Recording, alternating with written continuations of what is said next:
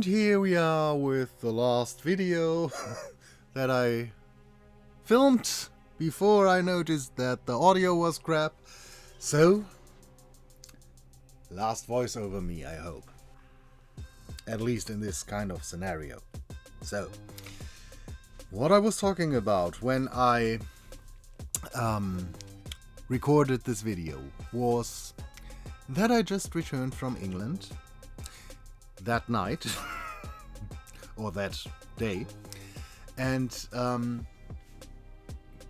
yeah, my friend Kitsy gifted me a doll for the help I gifted her. Yeah, for me helping her with their move. So I left her pants in England because Kitsy liked them, so yay. And I was not so keen about keeping them because I knew I wanted to change our little abbey completely. And as much as I don't like the G3 Monster High dolls, I have to say I think Abby is really cute. I really like her face and the horns, the ears, the hair. She's cute. I don't like her body. But we will fix that. But first, I wanted to compare the OG Abbey with the G3 Abbey. First of all, the new Abbey is bigger. Second of all, I think she has a far sweeter face, even though it's quite similar to the original. You know, the original face always looked a little bit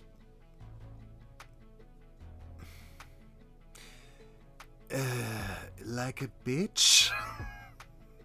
Don't know if I can say bitch. Now I said it twice. She was not very, yeah. She wasn't one of my favorites. Let's put it that way. And now, with the G3 ghouls, she's basically the first one I got. And boy oh boy, let me get in a little spoiler. I might need to buy at least a Draculaura. Yeah.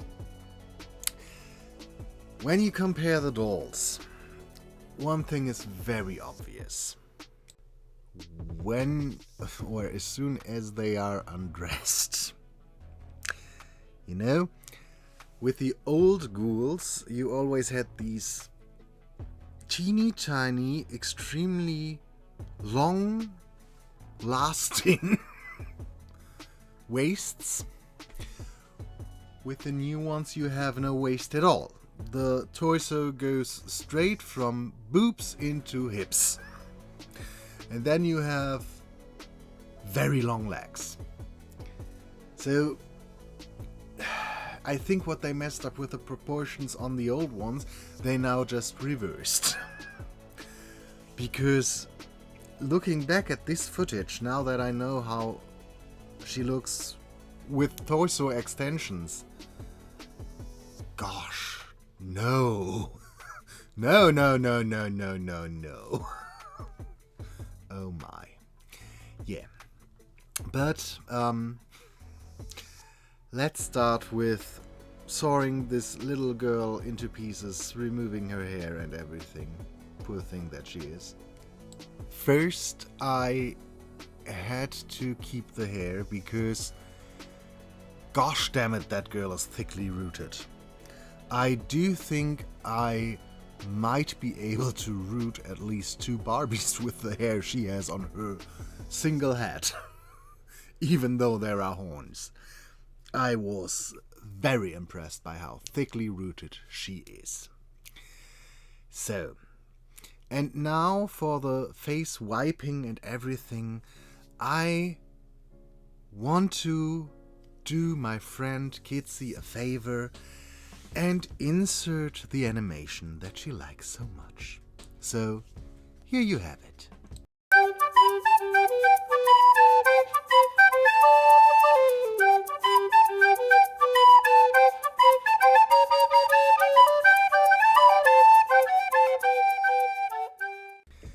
Because my wood saw is the only saw I had to use that for cutting our girl into pieces.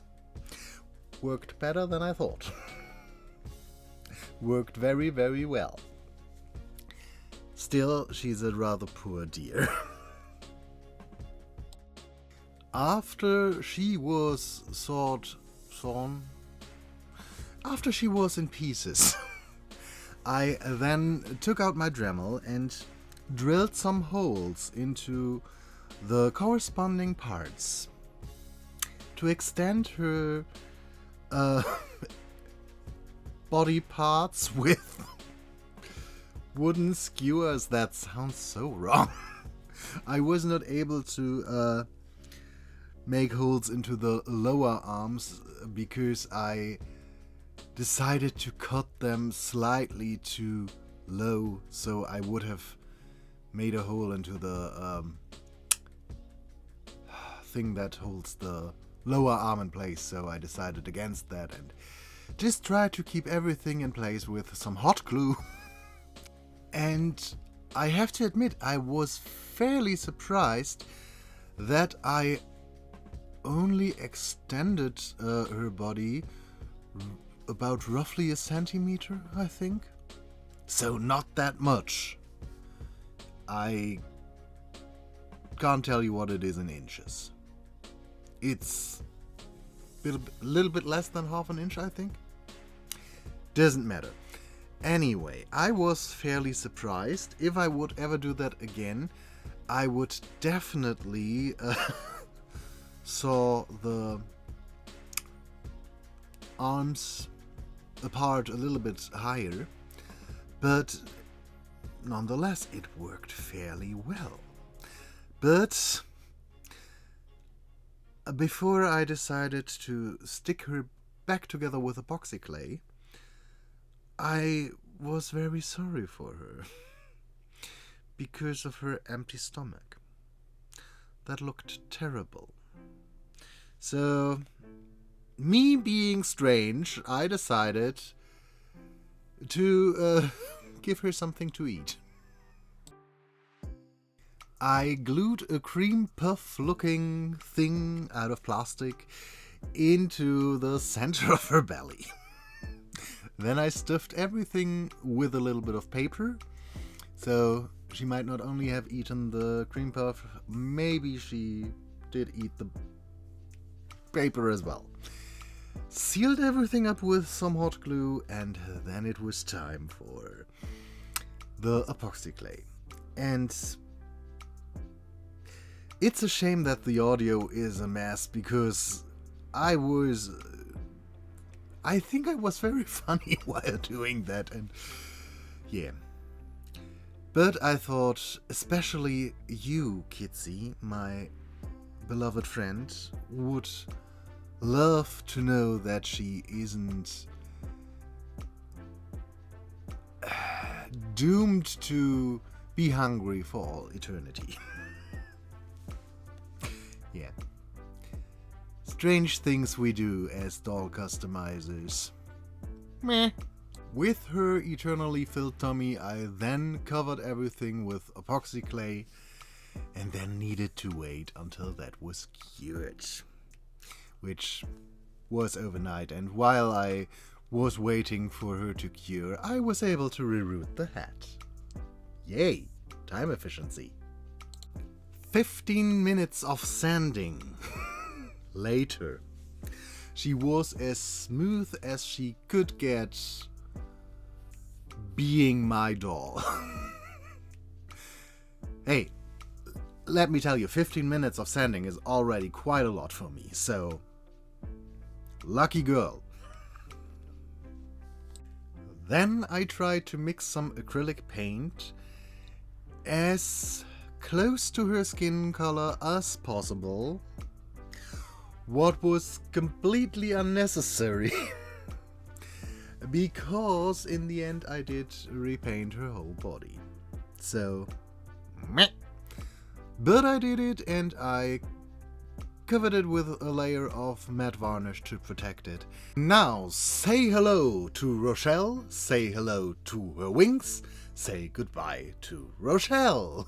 Then say hello to Mouseedus, say hello to her tail, say goodbye to Mouseedus, or however she is called.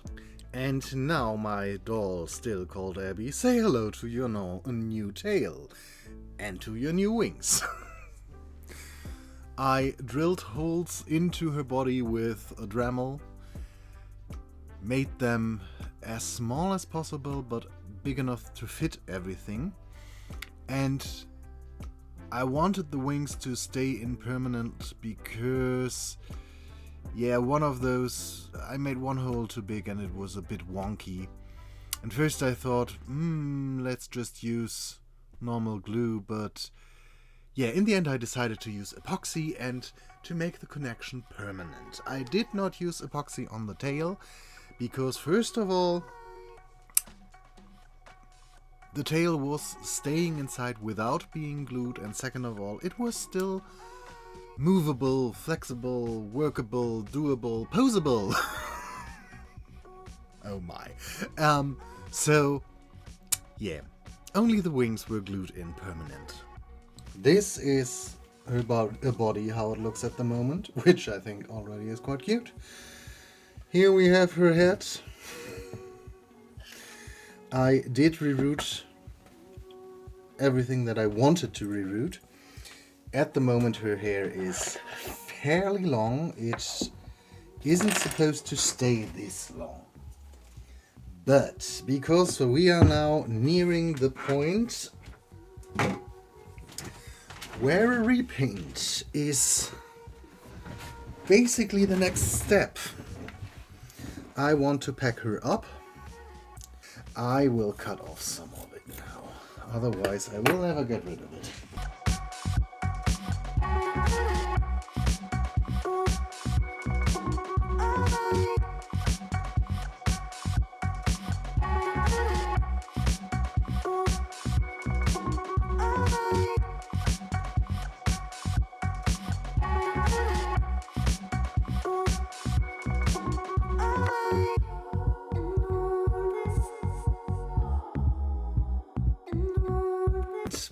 Just to mention it, if you watched my, I think it was the night video, or was it the dia de muertos? No, it was the night.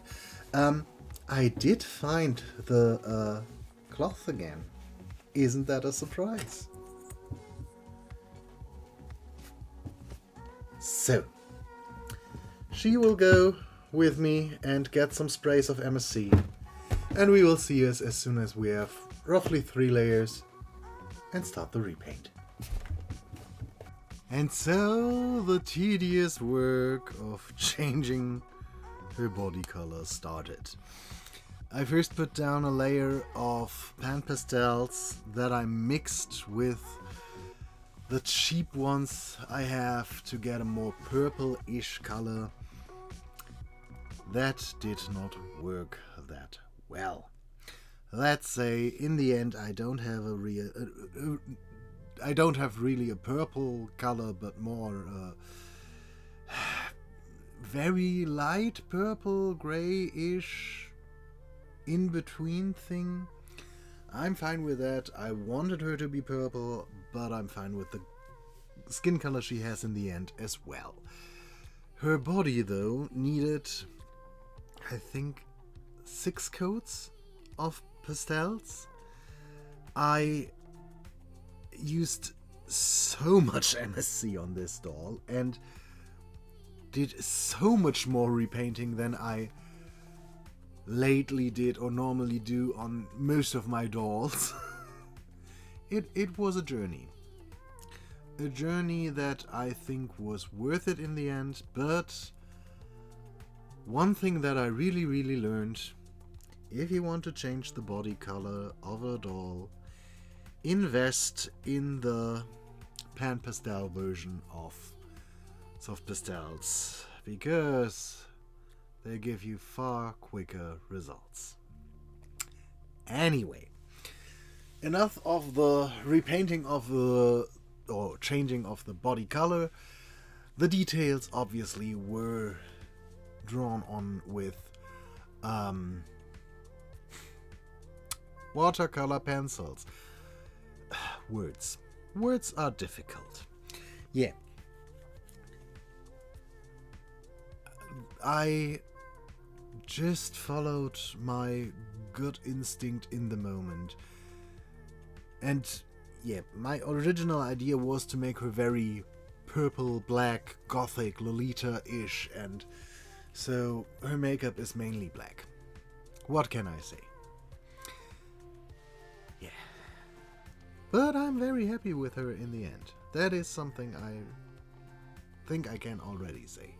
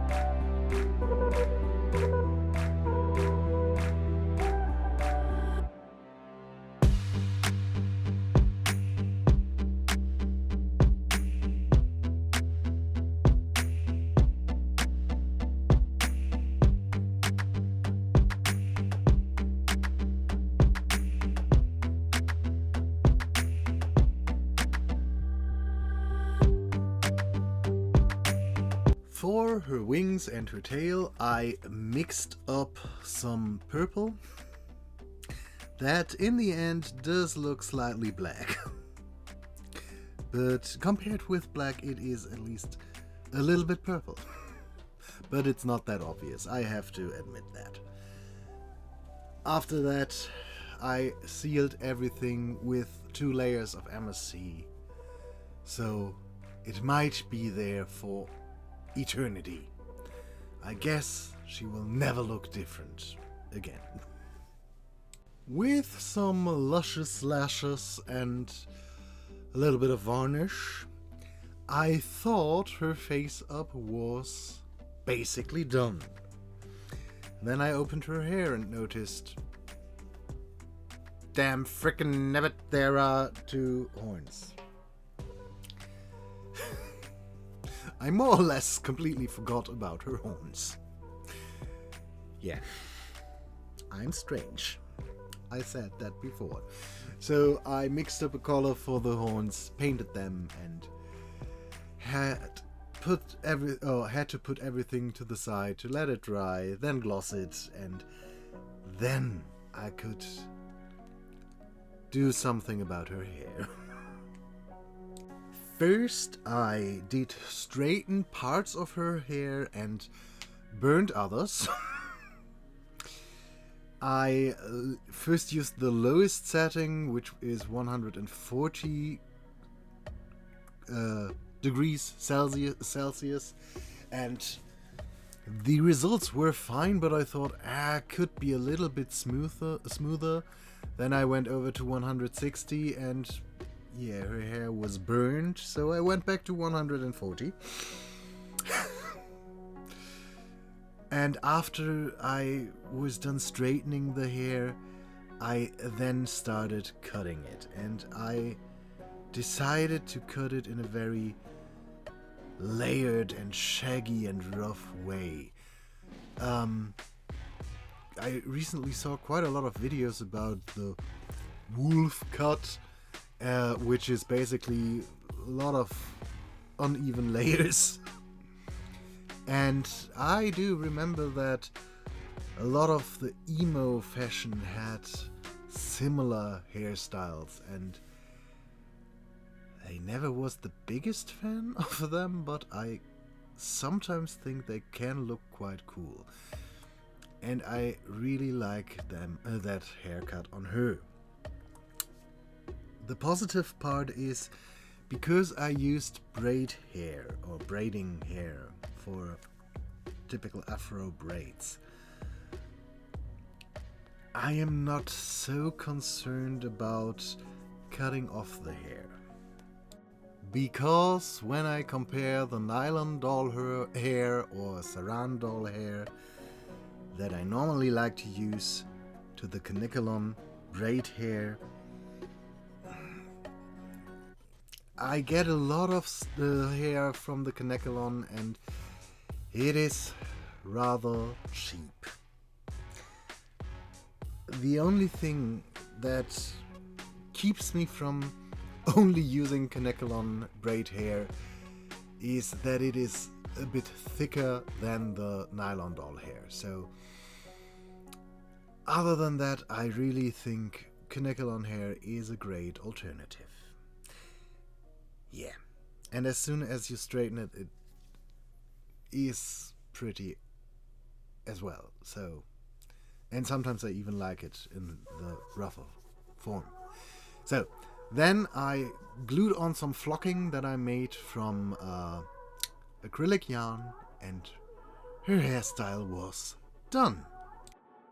With her elongated torso and the slightly nicer proportions, I thought the bodies are quite similar, or the body is quite similar to a DC superhero girl.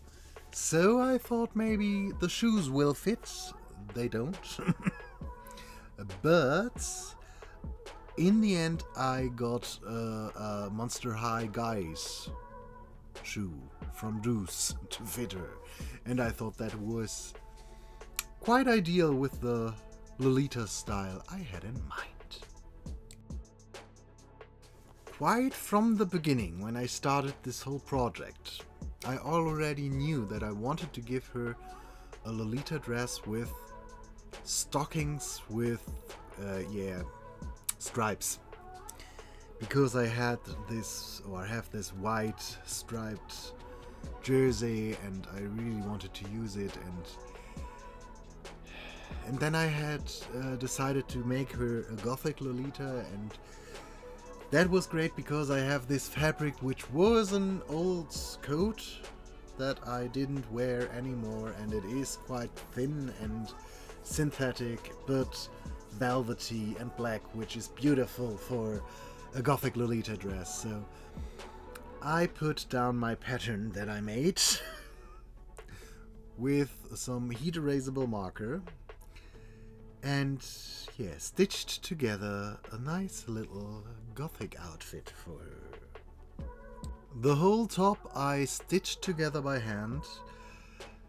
Only the skirt and the longer seams I then stitched with the sewing machine. Lately I do that kind of stuff to have neater seams.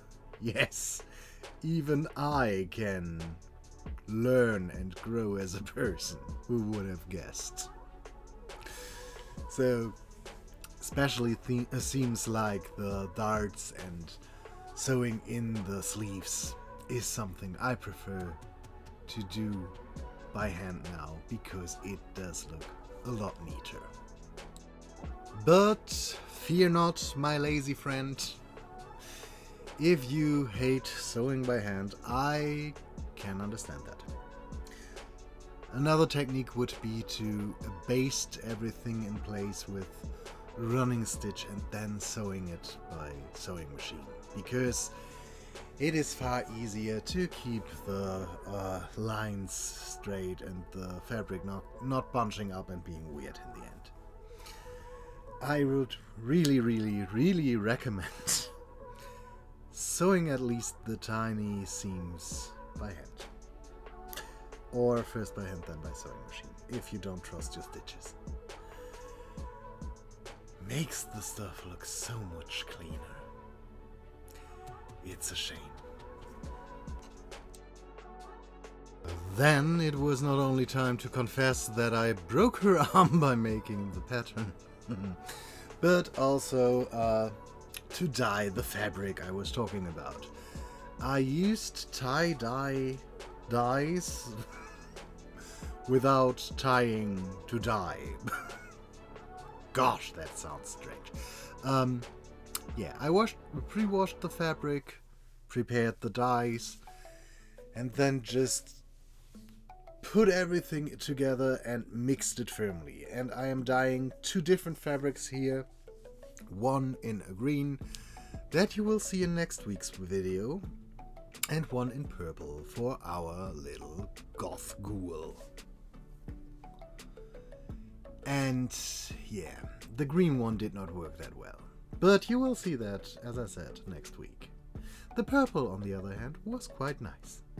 As soon as the fabric was dry, I stitched it into a tube that was closed at one end, and I tapered it down a little bit, but yeah, not enough. So I turned everything inside out again, put it back on our doll, and then was able to fit it a little bit more tightly around her legs.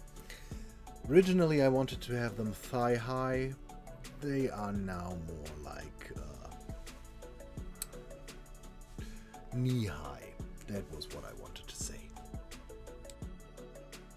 And after putting some lace onto the sleeves and closing the side seams, I could do the last little bits and bobs of the dress. The skirt I already made basically by using a long black stripe of fabric, putting some trim on there out of satin that I made box pleats and put it in 2 rows at the bottom. Then on top there was a layer of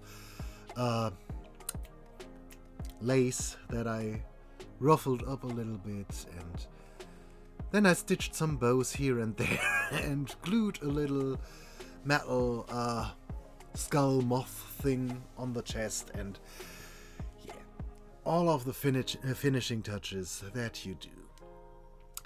Originally I planned to give her some jewelry into her ear, but I forgot about that. So let's take a look at our finished Gothic Lolita ghoul. As a quick reminder, this is the abbey we started with. Now, let me present to you Lirael.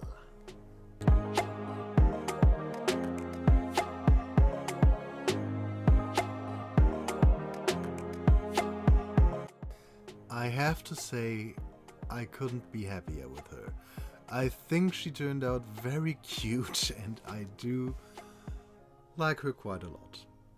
I hope you did enjoy this transformation as well, and we will see us in another video. Until then, bye.